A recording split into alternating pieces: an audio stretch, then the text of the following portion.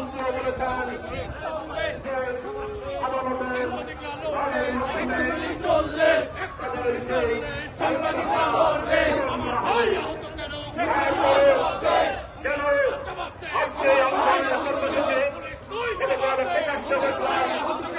আপনার কোটা সংস্কার আন্দোলনে পেশাগত দায়িত্ব পালন কালে আপনার সাংবাদিকদের উপর নির্যাতনের প্রতিবাদে বিভিন্ন টিয়ার গ্যাস আপনার টিয়ার রাবার বুলেট নিক্ষেপের প্রতিবাদে ঢাকা সাংবাদিক ইউনিয়ন এবং বাংলাদেশ ফেডারেল সাংবাদিক ইউনিয়ন মিছিল নিয়ে নামছে। আপনি দেখছেন এখন এতক্ষণ যারা সমাবেশ করেছিল এখন ঢাকা সাংবাদিক ইউনিয়ন